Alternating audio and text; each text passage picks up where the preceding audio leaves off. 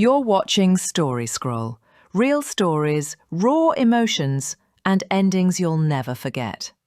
Let's scroll into today's tale. AITA for refusing to give my brother a kidney after he beat me throughout my childhood and put me in the hospital twice.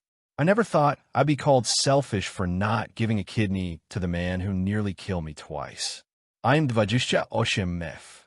My brother is 32M. We grew up in a normal-looking family from the outside. 2 parents, suburban house, holidays together. But behind closed doors, my brother made my childhood a living hell.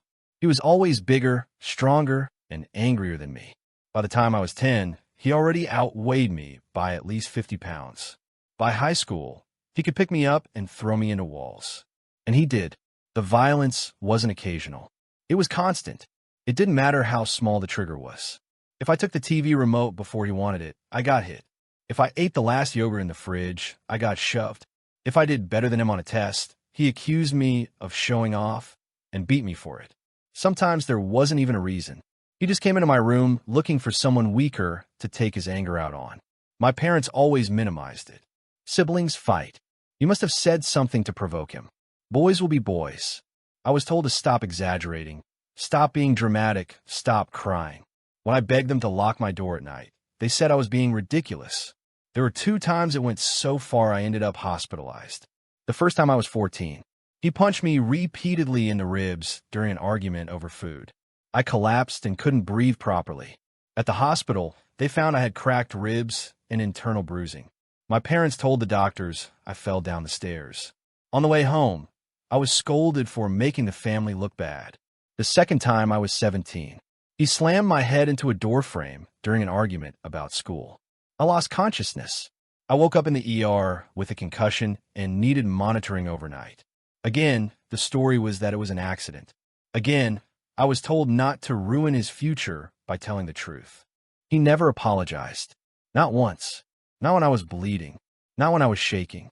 Not when I flinched every time someone raised their voice. Even now, I still have nightmares. I still get anxious around loud footsteps behind me.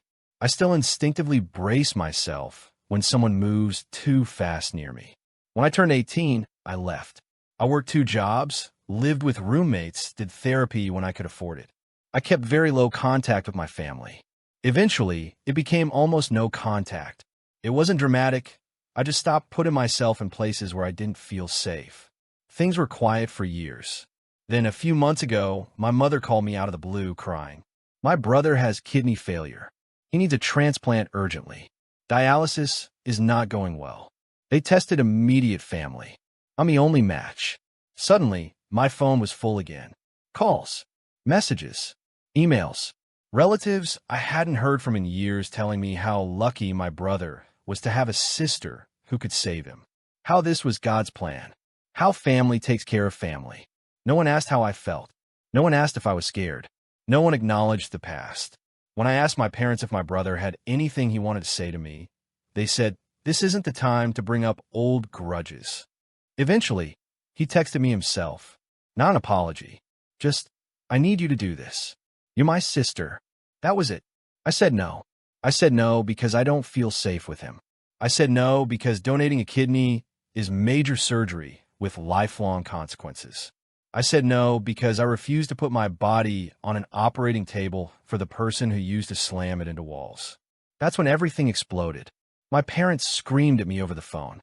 They said I was heartless, that I was punishing him for childhood mistakes, that I'd regret it when he died. Extended family started messaging me, accusing me of murder. A cousin told me I was playing victim and needed to grow up. I was removed from family group chats. I was told not to come to holidays. My mother said, "If he dies, that's on you." Part of me knows why I said no. I know my reasons are real. I know what he did to me was real. But another part of me hears their voices late at night, telling me I'm cruel, that I'm selfish, that maybe I really am letting someone die over the past. So am I wrong? Update. First, I want to say thank you to everyone who commented, messaged me, or shared their own experiences. I honestly didn't expect this much support. I posted while feeling sick with guilt, convinced I was some kind of monster, and reading your responses helped ground me more than you know. I do want to clarify something that keeps coming up. This was not normal sibling fighting. This wasn't two kids roughhousing or arguing and taking it too far. This was years of sustained violence from someone older, stronger, and fully aware that he could hurt me without consequences. I didn't hold a grudge. I survived abuse. Unfortunately, things with my family have escalated since I posted. 2 days after my original post, my parents showed up at my apartment unannounced. I hadn't given them my address, so I'm guessing they got it from an old emergency contact or a relative. I opened the door and immediately regretted it. My mother started crying the moment she saw me, full-on sobbing, clutching my arms, telling me she didn't raise me to be this cold. My father stood behind her, arms crossed, face tight. Within minutes, the crying turned into begging. They told me my brother was getting worse, that doctors were losing hope, that every day I waited was another day I was choosing myself over him. Then the tone shifted. My father told me that if I didn't do the right thing, I shouldn't expect to be included in their will. My mother said she'd already told extended family that I was refusing out of spite. She warned me that people were starting to talk and that I was going to ruin my reputation. They also brought religion into it. We weren't even particularly religious growing up, but suddenly God was very involved. They said forgiveness was a virtue, that God rewards sacrifice, that I would have to answer for this someday. A few hours after they left, I got a call from a pastor from their church, someone I barely know, who told me I needed to release the bitterness in my heart and let God work through me. At no point did either of my parents ask how I was feeling. Not once did they acknowledge what my brother did to me. When I brought up the hospitalizations again, my mother snapped. That was a long time ago. You're adults now. That night, my brother finally contacted me directly. I think some small part of me hoped, stupidly, that this would be different. That maybe he'd say he was sorry. That he'd acknowledge the harm. That he'd show even a fraction of accountability. He didn't. His message was long, but it boiled down to guilt and entitlement. He said he wasn't perfect as a kid, that I was rewriting history, that people change. Then he said, "You're really going to let me die over the past?" Well, I didn't respond immediately. He followed up with anger. He accused me of enjoying the attention, of punishing him when he was at his weakest. He said, "If you had any decency, you'd do this without hesitation." Reading his messages sent me right back to being a scared teenager. My hands were shaking. My chest felt tight. I couldn't sleep that night. The next day, I scheduled an appointment with a transplant coordinator alone. I realized that everyone had been speaking for me, but no one had actually told me what this process would mean for my body and my life. The doctor was calm, kind, and factual. She explained that kidney donation is major surgery, that while many donors recover well, there are real risks: infection, complications, chronic pain. That recovery can take months. That donors live the rest of their lives with one kidney and have to be careful about future health issues. She also told me something that stuck with me. Consent has to be enthusiastic and pressure-free. If there's coercion, the transplant team will shut everything down. That was when I realized something devastating. No one in my family had ever seen me as a person in this situation. I wasn't a daughter or a sister. I was a solution. Spare parts. All the stress started triggering things I hadn't dealt with in years. I had my first panic attack in a long time after hearing a loud argument outside my building. I woke up from nightmares where I was trapped in my childhood home again. I flinched when a coworker accidentally slammed a door. I talked to my therapist about everything. I told her how guilty I felt, how selfish I was being accused of being. She looked at me and said something very simple. "You don't owe your body to your abuser." Things reached a breaking point a few days later. I got a call from the hospital asking me to confirm my availability for next steps. I was confused. I told them I hadn't agreed to anything. The coordinator hesitated and then explained that my family had told them I was willing but emotionally overwhelmed. I don't think I've ever felt that angry in my life. I immediately clarified that I was not consenting, that I was being pressured, and that any further communication needed to go through me directly. The hospital was actually very supportive and assured me they would not proceed. After that, I sent one final message to my family. I told them clearly that my answer was no, that any further attempts to pressure me would result in no contact, and that contacting medical professionals on my behalf was unacceptable. Then I blocked them. All of them. Parents, brother, extended relatives, everyone. The fallout was immediate. I was officially uninvited from upcoming family events. My mother left a voicemail before I blocked her number saying, "Don't bother coming back when this is over." And somehow, after the initial grief, there was relief. I don't know what will happen to my brother. I don't know if he'll get another donor. I don't know how long dialysis will keep him stable. But I do know that for the first time in my life, I chose myself. And I'm trying to believe that doesn't make me a bad person. Final update. It's been a little over 3 months since I last posted, and I wanted to come back with a final update because a lot has happened, and because I think I finally have enough emotional distance to talk about it without spiraling. Life has been quieter.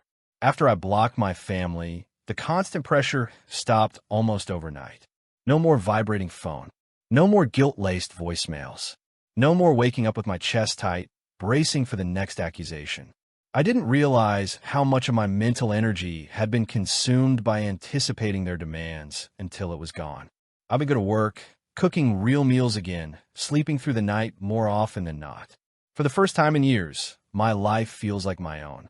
As for my brother, about 6 weeks ago, I heard through a distant aunt, one of the few relatives who respected my boundary and didn't push, that he received a kidney from a deceased donor. The transplant went well. He's recovering. When I heard the news, I didn't feel the rush of relief everyone kept insisting I would. I didn't feel triumphant or vindicated either. Mostly, I felt neutral, calm. The story in my head that said, if you don't do this, he will die and it will be your fault, finally lost its power. What surprised me more was my family's reaction afterward. There was no apology, no acknowledgement of the pressure, the lies, or the line they crossed by contacting doctors without my consent. Instead, they tried to act like nothing had happened. My mother sent a message through that same aunt saying, "Everything worked out in the end. Families fight sometimes." My father apparently told relatives that the whole situation had been blown out of proportion. A few people, quietly and awkwardly, reached out to me on their own. 2 cousins admitted they had no idea I'd been hospitalized as a teenager. One said she thought my brother and I just didn't get along and was shocked to learn there were medical records involved. Another relative told me my parents had always downplayed what happened and framed me as sensitive or dramatic. That was when something strange happened. The narrative started to crack. My aunt, the same one who told me about the transplant, remembered visiting me in the hospital after my concussion.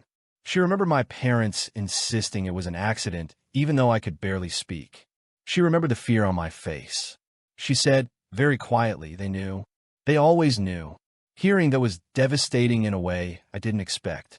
Some small part of me had held on to the idea that maybe they didn't understand how bad it was. That maybe if I explained it better, they would finally get it. They didn't get it. They just chose him anyway. In therapy, I've been working through that realization.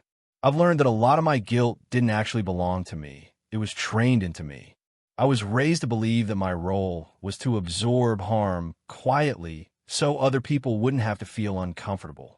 Saying no felt wrong because I'd never been allowed to do it safely before.